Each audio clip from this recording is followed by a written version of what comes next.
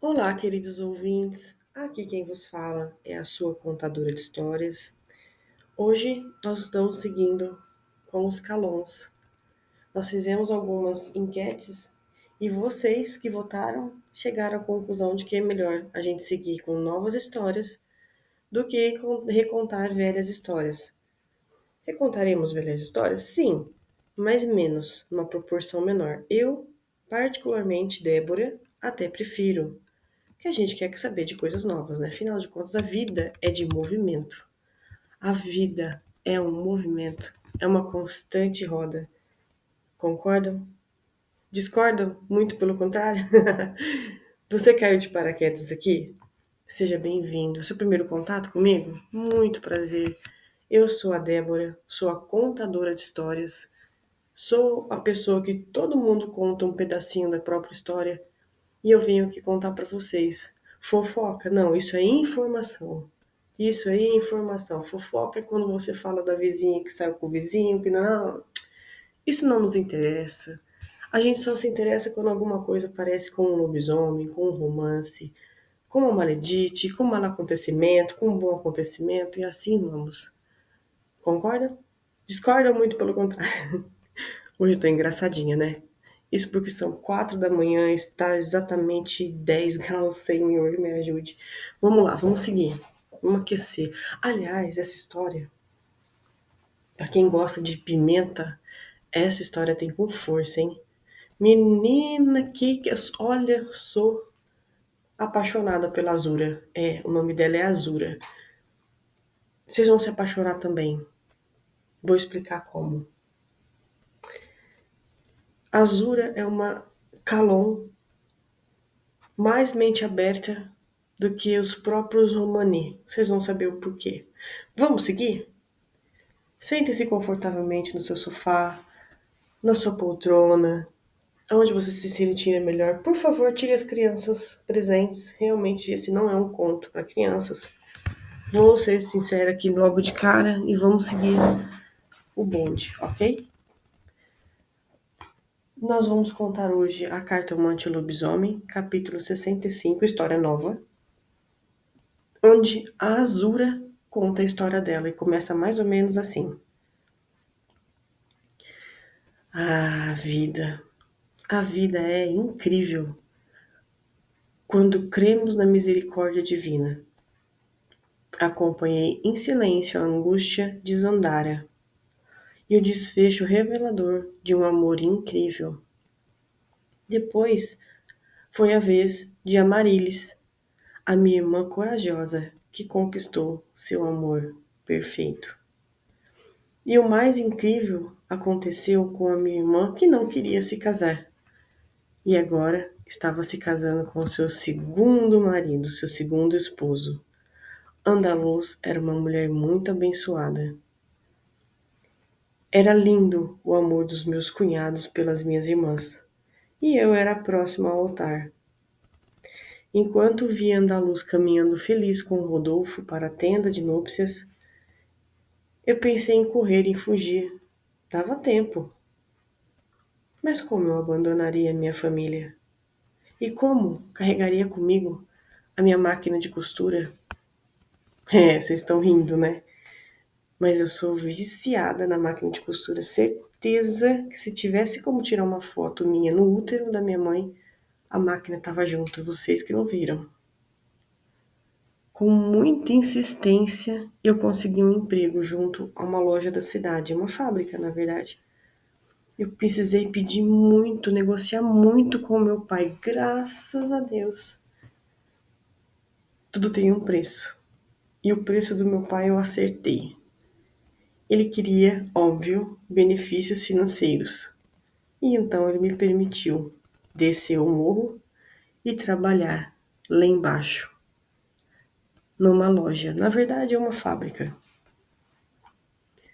Os calons não permitem que mulheres saiam para trabalhar. Eu não sei se vocês sabem. Na verdade, os ciganos em si não permitem isso. Eu insisti muito. Eu sou muito persuasiva. E lógico, eu não sou boba. Eu sabia que eu traria dinheiro para o acampamento e para o meu pai era interessantíssimo. Com a custa de eu trazer meu salário inteiro na mão dele. Se eu achei ruim? Claro que não. Eu consegui. Gente, mas eu não ia trabalhar, eu não ia conseguir dinheiro, não íamos ter benefícios dentro do acampamento. Pensem, ficar à mercê de homens não é fácil. Eu desculpo a quem faz isso, mas eu não consigo. Bom, o fato é que, depois de mim, vêm as minhas duas irmãs, Eloá e Heloísa, ambas mais novas, e ambas para a linha de sucessão de casamento. Oh Deus! Os Calons perceberam que nós mulheres não somos apenas para casa, para cuidar de filhos, para cuidar do nosso pequeno espaço que eles chamam de tenda. Eu acordava cedo todas as manhãs e seguia morro abaixo para a fábrica. Os lupinos acompanhavam, claro. Eu não tinha medo de nada de manhã. Ainda era escuro quando eu batia no portão. Eu ainda escutava eles pelas gramas, pela mata. E mais uma vez, os lupinos me acompanhavam à noite quando eu voltava para casa. Ficava longe do acampamento o dia todo e eu adorava. Conhecer outra cultura, conhecer outras pessoas era legal. Não quer dizer que eu vou fazer como eles, mas quer dizer que é bom. É sempre bom. Cada dia e cada noite eu tinha menos vontade de voltar para casa. Queria estar entre os meus ao ponto de eu me divertir com o trabalho. Era tudo normal. As pessoas da comunidade eram incrivelmente iguais e diferentes de mim. Bom, vou contar uma história. A Rosa, por exemplo, uma colega que conhecemos na confecção, trocava de namorados como trocamos de roupa. Ela estava desabafando pelo terceiro amor que perdeu naquele verão. Vocês precisam se soltar, ciganas, ela disse. Não podemos. Na nossa comunidade, nosso pai quem escolhe nosso marido. Minha nossa, como é casar com um homem a quem você não escolheu? Zandara, Amarilis e Andaluz estão felizes. Sim, vocês quem sabem, dizia Rosa. E procurávamos nos afastar. A realidade dela era bem diferente da nossa. Se eu tivesse um namorado por mês, meu pai me expulsaria. Ah, me expulsaria, com certeza. Trabalhávamos duplo período, com salários ainda melhores. Claro que o que eu podia juntar, eu juntava. O problema é que tinha que ser na mão. Quanto mais trabalhávamos, mais ganhávamos. E mais ajudávamos ao acampamento. Eu tinha muita roupa da confecção. Algumas eu ganhava, algumas eu comprava. Roupa normal de cigana mesmo, não necessariamente da comunidade. Eu tinha muita roupa. A maioria dos casamentos, a fábrica quem confeccionava os vestidos. Heloísa era muito boa para bordar miçangas em aplicações. Ficava perfeito. E quanto mais vestidos, blusas e saias fazíamos, mais tínhamos encomendas. A comunidade passou a comprar de nós, ali na fábrica mesmo. Um dia, o dono da fábrica chegou meio alcoolizado e começou a falar palavras de baixo calão para cima de nós três, principalmente nós três, as mais novas. Estávamos próximas na hora de sair da fábrica, quando o dono da fábrica se colocou à nossa frente, proibindo que a gente saísse. Onde vocês pensam que vão? Senhor, nós vamos para casa. Nosso pai está esperando. Eu disse. Jamais deixaria vocês três saírem daqui. O que estão pensando? Disse aquele senhor, beijando os meus cabelos. Que nojo! Como eu era mais velha, eu abri espaço do corpo daquele homem e vim na frente, em direção à saída, quando o dono da fábrica se colocou mais uma vez à minha frente. Senhor, precisamos ir embora. Nosso pai nos espera. Por gentileza, deixe-nos passar. Ele sorriu com malícia e disse: Vai uma só. Vai e avisa para o pai de vocês que as outras duas estão comigo. O senhor é engraçado, eu disse, tentando ganhar tempo. Puxei uma irmã pelo braço, que puxou a outra. Mas precisamos ir embora, senhor. E ele se colocou mais uma vez entre nós. Você vai sozinha. Elas ficam. Disse ele olhando com malícia para as minhas irmãs menores. Eu sabia que não estava certo. Mas eu também sabia que eu não estava sozinha. Afinal de contas, os lupinos me acompanhavam para descer e me acompanhavam para sair. A uma certa distância existiam os lupinos e eles sempre nos ajudavam. O dono da fábrica me jogou literalmente para fora e eu caí no chão sujo. E ele ficou com as minhas irmãs do lado de dentro. Eu me desesperei. Levantei do chão, onde ele tinha me jogado, e enfrentei ele. Deixe elas irem, que eu fico sozinha com o senhor. Eu disse, ele me olhou com os dentes amarelos e um cheiro ruim. Olhou dos meus pés para o meu cabelo, de volta para os meus pés, de volta para o meu cabelo. Ele pegou elas pelos braços e empurrou porta fora. E me colocou para dentro, me trancando com ele. As minhas irmãs batiam no portão de ferro com desespero, me chamando. Então eu gritei: Vão embora. Chamem a Doninha. Doninha era o nosso apelido para nossa prima Sofia, uma lupina. Em questões de segundo, ele se virou para mim, se aproximando, e eu dando passos para trás. Larguei minha bolsa no chão e procurei ao redor o que poderia me defender. Era a saída. Era a saída da fábrica, não tinha muito o que fazer. O dono da fábrica veio em minha direção, caminhando como um predador. E eu caminhei de costas, até as minhas costas encontrarem algo duro. Era uma parede. E ele, em poucos passos, estaria comigo. Fui caminhando de lado para a parede até quase chegar o final dela. Meu corpo estava na metade da parede e na metade pro final. Fechei os olhos, esperando o contato dele com o meu corpo, o que não aconteceu. Assim que eu abri os olhos, o vi menos de 30 centímetros de mim, olhando para trás de mim como se estivesse vendo um fantasma. E pelo rosnado, não era nada fantasmagórico, era real. O dono da fábrica urinou nas calças antes de eu ver o vulto do lobisomem se aproximando dele. Quando o lobisomem estava quase me encostando, o dono da fábrica saiu correndo, mas não chegou nem ao portão, porque ele desmaiou. E eu sorri.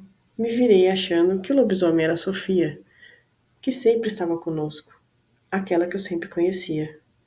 E para minha surpresa, não era.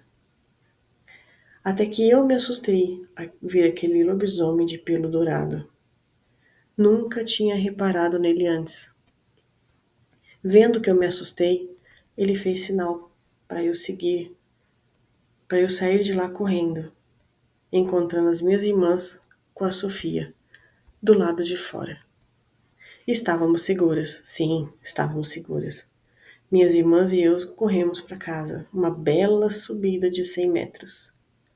Chegamos em casa com os pulmões na boca, como dizemos, e contei para meu pai que não voltaria mais para a fábrica. Ele não gostou, acreditem. Tomamos banho, comemos uma sopa e fomos dormir. No dia seguinte, cedo, o senhor Erd Álvares, em pessoa, foi ao nosso acampamento. Um homem envolvido com o acampamento cigano Romani, dentro do acampamento Calon. Conhecíamos ele só por nome. Era a primeira vez que o víamos. Ele conversou com nosso pai. E vou resumir porque a conversa foi longa. Ele disse para o nosso pai que comprou uma fábrica, que agora era seguro nós irmos até lá. E que, inclusive, ele convidou para nós morarmos lá para baixo. E nos pagaria participação nos lucros. Nosso pai sorriu, ele já não queria que nós parássemos de trabalhar, independente dos problemas que a gente tinha que lidar. E permitiu que nós descêssemos e fomos trabalhar. Na fábrica havia um rapaz que se denominava o supervisor, mas na verdade ele era o diretor. Ele disse que chamava Otto. Era um rapaz de cabelos castanhos claros, olhos castanhos claros, pele muito clarinha. Alto, sorriso fácil, um corpo de inveja qualquer homem que malha muito. As meninas amaram a mudança de chefia. O trabalho seguiu tranquilo. Ninguém sentiu falta do antigo chefe. As costureiras trabalhavam até mais animadinhas. E o clima foi de vai dar namoro. Otto era gentil com todas, porém, não se envolvia com ninguém. Otto não disfarçava, não destratava ninguém, apenas não incentivava a qualquer uma das costureiras a irem além de uma simples relação entre patrão e funcionário. Às vezes ele é casado, dizia Rosa, a mais animadinha das costureiras, claro. Eu dava de ombros, não era problema meu, concordam? Os dias passaram rápido demais, e eu nunca mais tinha visto aquele lobisomem de cor diferente, com pelos dourados. Os dias passavam e os dias viravam semanas, até que no próximo dia de pagamento, uma linda moça chegou nos cumprimentando, sorrindo, e foi até a sala providenciar o pagamento. Pagamento nosso, não o salário. Quando e uma a uma ela foi chamando as pessoas para entrar na sala. Quando fui chamada até a sala, entrei e vi a mesma mulher sentada confortavelmente na cadeira, atrás de uma mesa, e foi aí que eu reparei um pouco melhor nela. A mulher tinha cabelos lisos e escuros, que contrastavam muito bem com a sua pele clara, e os olhos igualmente negros, como duas jabuticabas. Um lindo sorriso, afetuoso até. Estava vestida com um tailleur cor de jabuticaba, que lhe caiu muito bem, com um salto agulha e meias finas. Ela parecia uma atriz, sabe, de Hollywood. Olá, tudo bem? Senta, por favor, disse ela, indicando a cadeira, sem olhar para mim. Estava olhando e anotando algo num caderno à sua frente. Qual o seu nome? Sou Azura. Ela ouviu meu nome, ergueu os olhos curiosos e colocou a caneta na boca. Ah, você é Azura. Muito prazer. Eu sou Olivia, a irmã do Otto. Ouvi falar de você, disse ela. Enruguei a sobrancelha e perguntei. Ouviu falar bem? Espero. Sim, você nem imagina o quanto, querida, disse a moça, me olhando dos pés à cabeça, como se naquela sala eu fosse a presa e ela a devoradora de funcionárias. Depois ela olhou para o papel escrito meu nome e me entregou. Aqui está seu pagamento. No próximo mês, você receberá pelo banco e... Não tenho conta no banco, respondi, meio assustada. Porque, na verdade, isso era um assunto dentro da minha família. Nós sabíamos que tínhamos que movimentar a conta no banco. O fato é que nós não tínhamos. Sabemos. Otto vai levar vocês até o banco para vocês abrirem as suas contas ou ele virá até vocês. Eu sorri, agradeci e saí da sala, sob o olhar atento dela. Uma a uma das funcionárias foi chamada até lá. Era assim que recebíamos o pagamento. E era a última vez que seria dessa forma, pelo que eu entendi. Quando saímos, fomos acompanhadas por lobisomens. Estávamos com 3 salários em mãos, que iriam direto para a mão do nosso pai se a gente não fosse mais esperto e pegasse umas quantidadezinhas.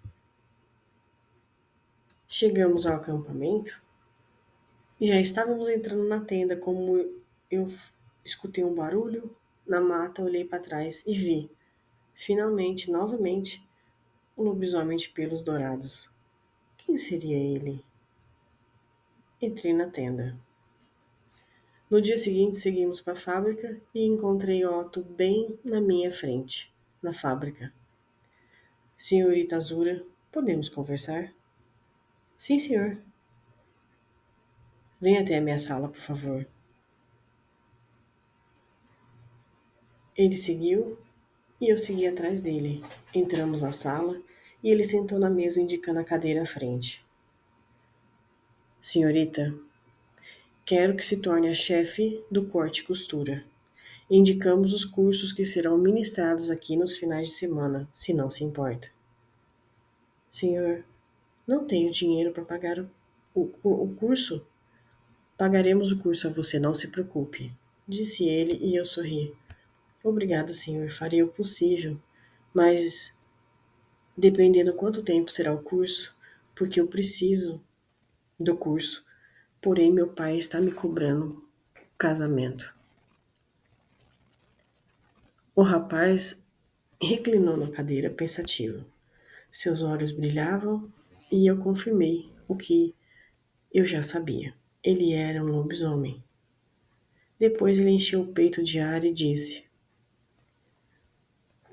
E se eu propor casamento a você? O quê? O senhor é casado. Ele sorriu divertido. De onde tirou isso? O senhor nunca quis sair com nenhuma das meninas aqui. Eu não quis. Disse ele, resoluto. E eu fiquei sem graça. E o que mudou agora? O senhor nunca quis sair com ninguém, agora o senhor quer casar comigo? Eu quero casar com você, porque é você, disse ele me olhando como um predador. Eu queria entender mais ele, mas ele dava poucas pistas de como seria caso tivéssemos algo. O silêncio pesou entre nós. Ele me olhava sem mexer nenhum músculo. Minha respiração falhou. E Otto disse: E minha resposta? Eu não quero que o senhor se sacrifique por mim. Eu disse baixo. Ele levantou da mesa. Venha, vamos falar com seu pai agora. Quero que você esteja comigo.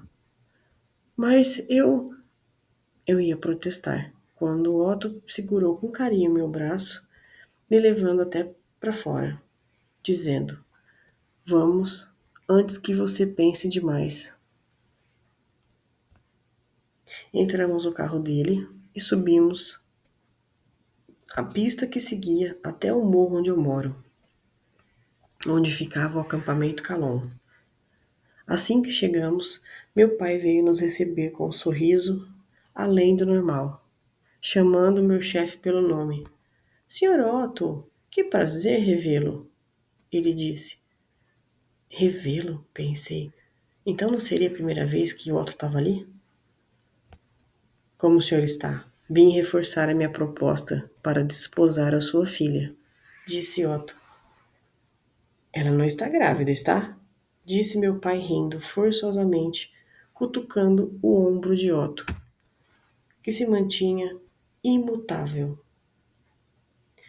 Ela ainda é pura. O que acha da minha proposta? Casamento à moda simples, apenas um documento a ser assinado, uma viagem de alguns dias, eu e ela. e ela vem morar comigo na cidade. Meu pai olhou para o jovem e disse: Eu não sei. Ela ajuda muito aqui financeiramente. Combinamos um valor. O senhor se lembra? Espero que seja o suficiente, disse Otto, sem muito sorriso ou simpatia. Ah, eu não sei, disse meu pai. Pois bem, ela é maior de idade e ela pode decidir por si só. Disse se virando para mim. Quer se casar comigo? Disse Otto. E eu respondi com uma convicção que nem eu mesmo entendi. Eu quero. Feito. Leve os documentos ainda hoje, que seja feito o mais rápido possível. Obrigado, senhor, disse Otto, se virando, e saímos juntos. Mais uma vez no carro, ele disse: Sujeito simpático, seu pai. E eu sorri. O que meu pai não era, era simpático. Eu sabia disso. Seguimos para o cartório, levando as minhas irmãs como testemunhas, e entramos com os papéis do casamento. E eu já iniciei o curso nos finais de semana, de corte e costura. Parece que minha vida mudou naquele mesmo dia. E fomos nós três crescendo na fábrica. Em pouco tempo, a fábrica cresceu muito, ao ponto deles alugarem os salões dos lados. Mas eu estava feliz. Otto passou a ser mais presente no chão de fábrica, aonde nós estávamos. A missão que eu tinha, eu desenvolvi muito bem. Almoçava rápido e voltava para o emprego. Era tudo muito dinâmico. Uma noite, depois de empacotarmos uma carga que seguiria no dia seguinte, minhas irmãs subiram até mim. Fiquei, porque Otto me levaria depois.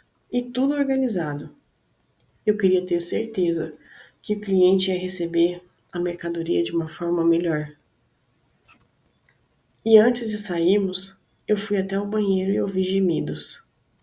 Achei que alguém poderia ter se machucado. Juro para vocês. E eu me aproximei sem fazer ruído. O banheiro era grande, era separado em 3 partes. Primeiro, aonde você usava os vasos sanitários. No segundo momento, os armários de roupa. E no terceiro, onde tinha os chuveiros. E onde estava exatamente os gemidos. Pé ante pé me aproximei. Quem estaria ali com certeza não queria ser descoberto, senão estava conversando conosco. Eu queria ver quem estava ali e aonde havia se machucado. Mas nada, ouvintes, me preparava para o que eu estaria para ver. Olivia estava nua e sentada na cabeça de Rose. Minha barriga gelou. Achei que Olivia estava a machucando. Pobre Rose.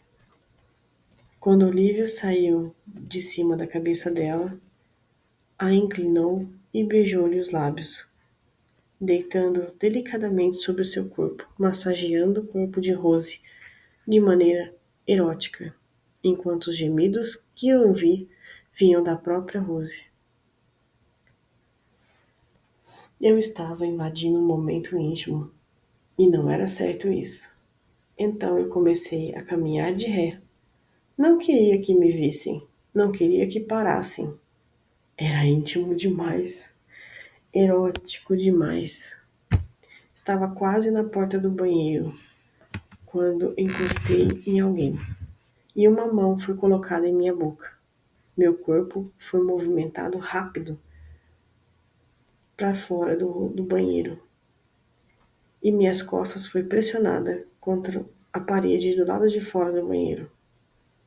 Ainda com a mão na minha boca, Otto pediu silêncio. Seus olhos estavam escuros, quase selvagem. Meu corpo reagiu àquela cena, àquele toque, e mesmo com a mão dele tapando a minha boca, eu a abri. Otto me olhou nos olhos, retirou a mão e buscou a minha boca num beijo profundo, que eu gemia junto da boca dele. Ele soltou o corpo contra o meu, forçando contra a parede, enquanto as suas mãos entravam por baixo das minhas saias.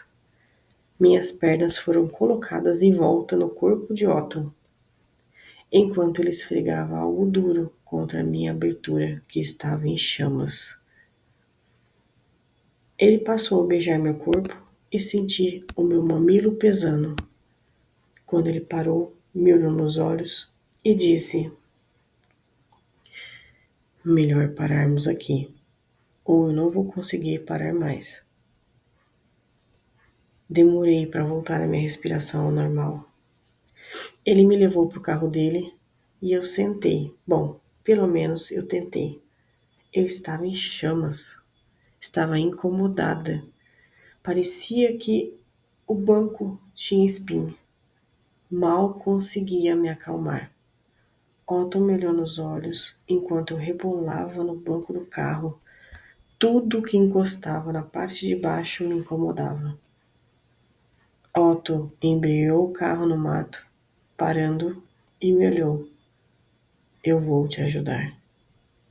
Ele pulou em cima de mim, me beijando, mordendo aqui e ali. Cuidou de cada mamilo enquanto eu remexia e gemia como uma louca. Mas nada era o suficiente. Eu queria mais. Meu corpo estava vibrando quando minha saia se levantou e Otto se encaixou entre as minhas pernas, buscando exatamente a parte sensível que me incomodava. E eu gemi. O rei explodi nem sei quantas vezes. Otto estava com o cabelo desalinhado de tanto que eu passei a mão na cabeça dele, aproximando aquele toque. Mas ele mostrava prazer em cuidar de mim. Quando finalmente ficou sensível demais ali embaixo, eu pedi para ele parar e ele se afastou e voltou a sentar no banco do carona, aliás, no banco do motorista. E eu já estava sobre ele. Não sabia exatamente o que fazer, mas já tinha visto as minhas irmãs mais velhas fazendo no mato, entre as cortinas de seda das tendas abertas. Abri as calças dele e abocanhei com vontade, enquanto ele gemia. Era a vez dele, e eu consegui extrair dele o que tinha de mais duro e mais belo e mais selvagem. Quando senti um líquido em minha boca, eu engoli e ele pediu: se não parar, não garanto a você um casamento puro. Eu sorri e ele sorriu junto. E eu sabia o que significava isso. Realmente nós precisamos fazer um casamento puro. E eu parei. A partir daquele dia, todas as noites, passamos a fazer carícias um no outro. Eu ficava até mais tarde, só para ter esse momento de casal com ele. Eu inventava algum trabalho, dispensava as minhas irmãs para ficar com ele. Parecíamos dois loucos. Otto colocou uma espécie de insufilme na sala e passamos horas ali, só nos acariciando. Um dia ele tinha uma reunião e sugeri estar com ele. Ele afastou a cadeira, me deixando espaço para entrar, e eu entrei. Abri a braguilha dele. Eu estava escondida dentro da mesa. Abri a braguilha dele e a reunião começou online. Otto parecia concentrado na reunião, mas não falhou uma palavra, enquanto eu engolia sua ereção embaixo da mesa. Lembrava dos momentos que ele me dava prazer e fazia isso com muito amor. Ele sentia que eu estava fazendo com amor. E eu sentia que ele estava terminando a reunião, porque sentia um líquido pré-ejaculatório nos meus lábios. Eu vi que, apesar do ar-condicionado ligado, Otto estava suando. Assim que ele explodiu em minha boca, encerrou a reunião, afastou a cadeira e me pegou pelos punhos, erguendo até a mesa. Uma vez sentado, ele abriu as minhas pernas, colocando os meus joelhos sobre seus ombros e mergulhando na minha carne sensível. Quando ele me deixou mais leve, ele disse: Linda, o que acha de fazermos algo diferente? O que seria? Aqui. Ele mostrou algo que eu nunca imaginei que pudéssemos usar para isso. Na realidade, era tudo novo para mim. Então eu respondi: por que não? Ele me debruçou sobre a mesa da qual ele trabalhava e me penetrou por trás, aos poucos. Era um misto de prazer e dor, na mesma proporção. Acho que Otto sabia disso, porque ele não demorou e explodiu. Me enxugou com uma blusa, sempre cuidava de mim. E assim seguiam os nossos dias de loucura. O casamento seria em 5 dias, mas para nós dois era muito demorado ainda. Um dia, antes de sairmos da fábrica, depois daquela sessão deliciosa entre nós dois, encontrei Olivia me olhando com ironia na porta da fábrica. É, lindinha, pelo visto eu escolhi a moça errada. Ela disse e eu sorri. Da próxima, querida, escolha uma cigana. Chegando o dia do casamento, meu corpo estava sentindo as mãos de Otto, mesmo que ele estivesse só do meu lado. A cerimônia foi rápida, sem festa, tudo muito simples. Eloá, minha irmã, ficou no meu lugar por 5 dias que eu viajaria. Da cerimônia, saímos direto ao aeroporto, entrando no jato particular, que estava lindamente organizado, com uma cama e quarto fechado. Olhei para Otto, que sorriu alegre, retirando a camisa. Hoje você não escapa, disse ele, de maneira perigosa. Eu não conseguia tirar os olhos do rosto dele e do resto do corpo. Otto retirava suas roupas, me olhando, de maneira erótica. Eu sentei na cama, retirando a minha meia, uma por uma. Retirei a minha saia, em seguida o corpete. Otto estava olhando enquanto eu me sentia poderosa. Passei a mão por baixo do sutiã até sentir o meu mamilo endurecido. Deitei na cama, esperando ele me possuir. Mas ele não fez. E isso não importava, ele estava ali à mesa, da minha frente, me olhando. O que foi? Perguntei para ele. Eu não quero te machucar, disse ele. Eu já o conheço. Você nunca me machucou. Mas agora eu preciso me controlar, disse ele, correndo para a cama, como um predador. A lingerie, que eu escolhi cuidadosamente para a ocasião, foi ao chão em pedaços, em questões de segundo. Ele juntou as minhas pernas, erguendo-a para cima do seu ombro, e sugou minha intimidade como um louco. Era insano aquele Otto, que começou a nascer bem diante dos meus olhos. Um dedo foi introduzido atrás, um único dedo. Enquanto ele drenava desesperado a minha carne sensível, Otto estava literalmente descontrolado e eu estava tonta, sem controle algum. Eu não mexia as minhas pernas, que estavam entre os braços fortes de Otto. Senti meu líquido escorrer pelas minhas costas, uma vez que meu bumbum estava erguido, mas Otto não parou. Nem um minuto. Quando ele abriu as minhas pernas, se encaixou e disse: Meu amor, quero que saiba que fui um lorde até agora. Não consigo mais me segurar. Em um único momento, ele me penetrou, de uma vez só, fazendo arquear as costas, enfiar as minhas unhas no colchão e urrar. Mas Otto não parou. Estava a verdadeira feição de um homem descontrolado. E era a primeira vez que o via assim. Aquele homem lindo, incrível e discreto tinha um lado selvagem, além de ser um lupino, claro.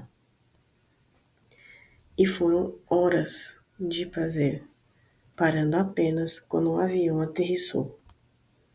Otto me beijou, olhando os meus olhos. Eu a amo, Azura. Disse com lágrimas nos olhos. Eu coloquei a mão no rosto dele. Eu espero que sim. Você se casou comigo, então é para sempre. Eu disse, e nos trocamos. Vestimos e saímos de dentro do avião rumo ao resort que ele nos reservou. Entramos no apartamento e eu segui para o banho. Enchi a banheira. Quando eu sentei na água, senti a dor e reclamei. O que foi? Perguntou Otto. Ardeu. Eu disse fazendo careta e sorrindo. Oh, meu amor, me desculpe. Estava ansioso demais para ter você, me perdoe. Ele disse e eu o beijei. Eu te entendo. Ele pegou o sabonete e me deu um banho prolongado, me beijando os olhos, me beijando a nuca, me beijando o pescoço, me beijando a boca. Depois do banho, nos trocamos e seguimos para o hotel. Otto andava comigo o tempo todo de mãos dadas, enquanto seguíamos para a piscina. Nos acomodamos de uma mesa próxima e um jovem se aproximou. Você é irmã de Zandara? Disse o rapaz e eu confirmei. Que bom, ela me ajudou muito no acampamento. Dentro da minha cabeça assoou um alarme. Zandara não conversava com homens. Como ela ajudou muito. Senhor, se afaste, disse Otto. Eu só quero me identificar, disse o rapaz, e em questão de segundos ele me imobilizou com uma chave de braço. Sou Omar, da Discob. Busco sua família faz tempo. Otto gritou. Saia antes que se arrependa. Ela não está sozinha. Eu espero que sim, disse o rapaz. Num movimento rápido, outro rapaz me tirou dos braços de Omar e eu caí no chão. Em segundos, Omar já não existia mais. Otto me pegou do chão, no colo, e me levou para o quarto. Por que ele me atacou? Eu perguntei. Ele queria atingir a mim, disse Otto. Estamos num resort de lupinos? Perguntei. Sim, era uma armadilha para ele. Ele está rodeando você há tempos. Nosso casamento foi para pegar ele? Perguntei indignada. Sim, não, eu queria proteger você, disse Otto. Você queria me proteger me colocando em risco? Perguntei, ainda no colo dele. Você está salvo agora, princesa, disse ele procurando a minha boca, e eu virei o rosto. O que foi, amor? Você me usou, Otto. Ele me pegou. Você sabia que ele ia me pegar. Por que permitiu? Otto me olhou com expressão inexplicável. E eu estava magoada demais. A farsa acabou. Levantei do colo dele, cheguei ao quarto rapidamente e deitei na cama, em silêncio. Otto respeitou meu silêncio. Eu estava calada. Não dormi, não consegui. Mas me senti atraída. Otto colocou a minha vida em risco para pegar um inimigo. Era noite e eu sabia que ele ia correr, assim como fez. Não foi difícil saber isso. Eu aproveitei que ele não estava e eu peguei o próximo voo, rumo a BH. Não fui para casa, não fui para lugar nenhum que todos conheciam. Eu precisava pensar e só tinha um lugar que eu poderia fazer isso em paz. Ninguém sabia desse lugar. E eu segui. Era exatamente aonde eu e minhas irmãs nos encontrávamos às vezes. Em algumas horas que eu estava sentada debaixo daquela árvore que parecia uma cabana, na mata próximo ao acampamento Calon, Zandara me encontrou, sorrindo. Em silêncio sentou ao meu lado. E eu que perguntei: "O que está fazendo aqui?" "Estou fugindo", disse ela. E eu ri. Então somos duas. Ela perguntou: "Você está fugindo do quê?" "Eu estou fugindo do meu marido, Zandara." Zandara me abraçou e eu chorei, chorei, chorei mais e chorei ainda mais. Zandara ficou em silêncio. Minutos depois, a Marilis chegou, sentando do meu outro lado. Andaluz estava em lua de mel, senão teria vindo também. Quando parei de chorar, eu notei que eles estavam ali. E então eu pensei, uai, não era normal, elas moram do outro lado, o que elas estão fazendo ali? E naquela hora eram 5 da manhã. Eu estava com medo de perguntar, mas eu resolvi perguntar. O que vocês estão fazendo aqui? Seu marido está sofrendo, Zandara disse. Ele me colocou em risco. Estamos em risco desde que nascemos, Azura, disse a Marilis. Você mesma sempre tivemos lobisomem por perto e com eles vêm outros lobisomens e a descobre. Baixei a cabeça. Sabia que era verdade. Otto nunca namorou antes de conhecer você, disse Zandara. Como você sabe? Todos da ordem sabem, respondeu Amarilis. Dê valor a ele. Ele não vai me querer mais. Respondi. Ah, ele quer, respondeu Zandara, sorrindo. Como sabe? Perguntei, e na escuridão apareceu um lobisomem, de pelo dourado, bem à minha frente.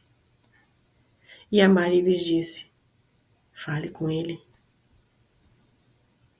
O incrível lobisomem de pelo dourado se aproximou e ficou ao meu lado. Minhas irmãs saíram da mata e eu fiquei a sós com meu marido Lupino. Era engraçado. Esse lobisomem salvou a minha vida com o meu primeiro chefe. Esse lobisomem me acompanhava todos os dias, em silêncio. Esse lobisomem estava aqui bem à minha frente, pedindo um perdão que nem precisava, afinal de contas, ele salvou a minha vida. E a gente vai refletir agora juntos. Às vezes a pessoa não fica dizendo que te ama o tempo todo. Não faz demonstrações de amor, isso não quer dizer que não exista amor. Quer dizer que você não enxergou os pequenos gestos que a pessoa fez. E tudo isso veio naquele momento, com aquele incrível e enorme lobisomem bem na minha frente. E era meu marido. Bem à minha frente, ele era todinho meu. Pois é, tem horas que a gente tem que parar pra pensar, né? Eu ia estragar um casamento inteiro por conta de um orgulho bobo. É, se a gente não fizer burrada na vida, nós não somos a cartomante e o lobisomem. E essa é o começo da minha história. Espero que tenham gostado. Estamos aqui roendo unha, né? Vai que de repente você resolve não querer mais igual a Esmeralda. Não quero mais. Que isso? Um casamento. Vamos pensar positivo. Think positive. Você chegou até aqui? Gostou dessa história? Deixa seu like, deixa seu comentário. Vai ser interessante pra gente ajudar a colocar o canal pra frente, tá bom? Nós estamos aprendendo dia após dia, semana por semana. Deixa seu comentário. Incentiva, desincentiva, fala pra gente desistir de tudo. Não tem importância. O importante é você falar com a gente, combinado? Um beijo, ótima semana pra você.